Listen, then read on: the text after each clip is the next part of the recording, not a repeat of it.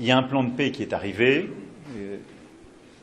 qui... I am not going to negotiate what our Sherpas are doing, but we can clearly see that there is a peace plan that has emerged which includes ideas that are quite familiar, whether they have been shared or not. It is good in the sense that it proposes peace and it acknowledges important elements on issues of sovereignty, security guarantees, and others. But it's a basis for work that needs to be readdressed, as we actually did last summer, because this plan today, first of all, was not negotiated with the Europeans, yet it stipulates many things for the Europeans. The frozen assets are held by the Europeans. The European integration of Ukraine is in the hands of the Europeans. Knowing what NATO does is in the hands of the NATO members. So there are many things that cannot simply be an American proposal. It requires broader consultation. So I think we must first say we all want peace, and we are coherent. We want this peace to be robust and lasting, and for that, we need elements that we have already put forward on several occasions. And so that's why, as of tomorrow morning, the American negotiators will arrive in Geneva, the Ukrainian negotiation team will go there, and the negotiation team of the European Union, Germany, the United Kingdom, and France will go there to bring substance back to the table and reconcile all these views. But I think any initiative that moves toward peace is good. Now, we know under what conditions this peace is acceptable. It must take into account the elements that allow for a just and lasting peace for the Ukrainians and consider security elements for all Europeans. Why would this point be unacceptable? I will not negotiate very much for what our Sherpas do, but we can clearly see that there are elements regarding the limitation of the Ukrainian army's format, which pertains to its own sovereignty. We know that if there are no elements of deterrence, the Russians will return and break their promises. We have seen this several times, especially concerning Ukraine in February 2022. So we want peace. I think it must start with a ceasefire, and that too is something we can try to achieve in the short term. I note that since March, when President Zelensky agreed on the ceasefire, it is Russia that has always said no. But we have elements that we had already worked on again, by the way, in spring-summer, and after the meeting that was held in Anchorage. So there you have it. We will recreate a moment of reconvergence to try to have a common text. On Ukraine, Mr. President, South Africa, was not invited to the discussions on Ukraine. It is a mediator country in the crisis, and they were not there, they were not counted.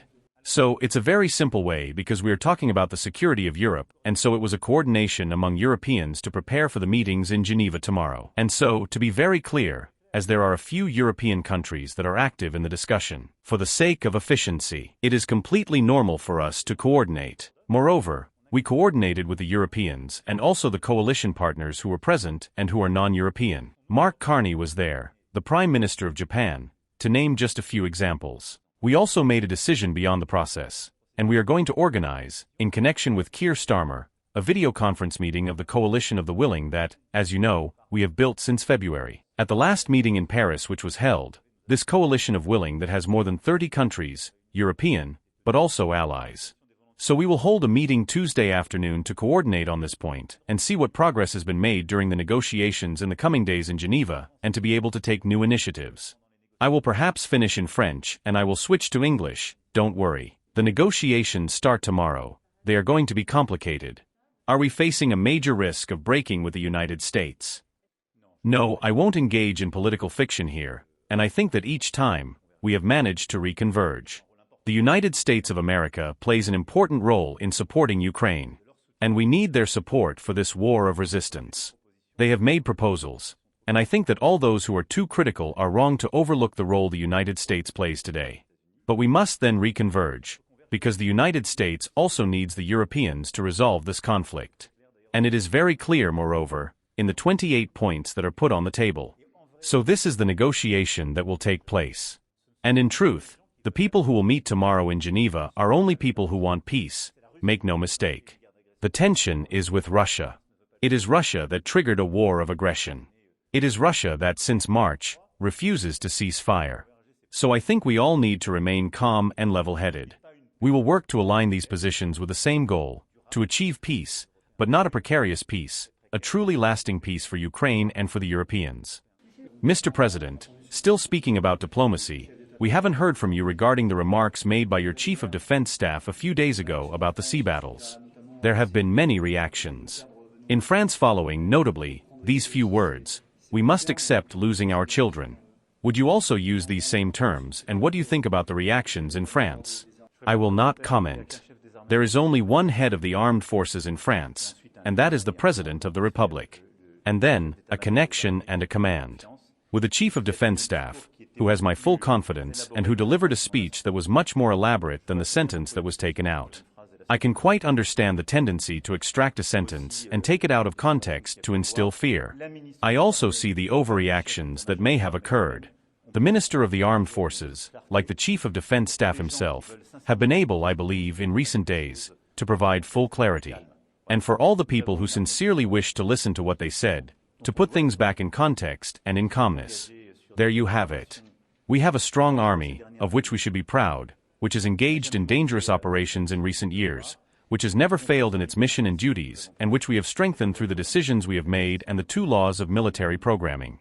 And undoubtedly, it is truly the most effective army on the European continent today.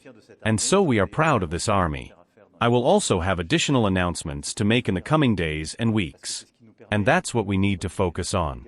And because that is what we allows us, as I said again on July 13th, in the world we live in full of uncertainties and rising tensions, if we truly want to be secure, we must deter the other from coming. And so, I understand. If they only listened to part of it, yes, and I especially understand that it was twisted by many people who have another agenda. But I will not give in to the spirit of defeat, to the prevailing declinism. I believe that France must continue to be a strong nation, with a strong army, but also with the capacity for a collective rebound. That is, we are all, in the moment we are living in, facing contemporary risks, with a necessity to be aware of these geopolitical risks and to stand together. Together. There you go. But I call for unity. And I repeat, if we truly want to be protected in this world, we must be able to deter others, and for that we must be strong.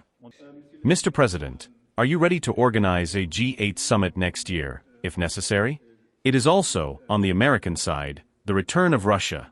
Listen, first of all, today, the conditions are not met. I am not into hypothetical politics, but today, the conditions are not met to reintegrate Russia. Secondly, the format depends on the unanimous opinion of all the members of the current G7. So I am not going to start, while France will take the presidency in January, to stipulate for others. We need consultations, and everyone must agree. However, I wish to build the French G7 by closely associating countries that are not in the G7, because I want to carry this agenda on international imbalances. And so there will be close consultation with Brazil, South Africa, India, China, and several others. So we will have an original and somewhat new format because we need unity. Just regarding Ukraine, I mean, what do you all, as European leaders, plan to do in order to convince President Trump of some of the issues you all have?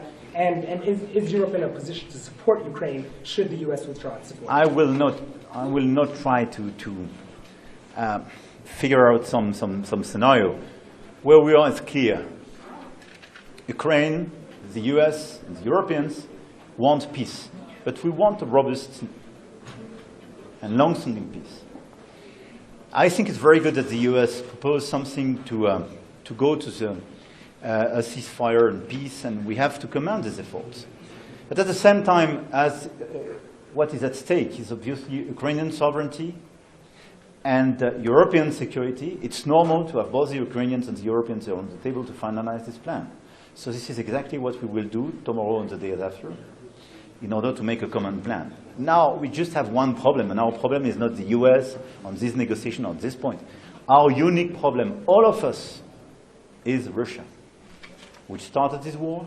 We refused to take the ceasefire proposals in February, March, July, August, etc., and didn't provide any guidance if they are okay just to have a ceasefire now. And look at the humanitarian situation in Ukraine, not just in the east, but everywhere. Look at the situation of the infrastructure of energy and so on. Look at the civilian casualties. I mean, this is a necessity to stop the Russians. There is one aggressor and one victim. Full stop.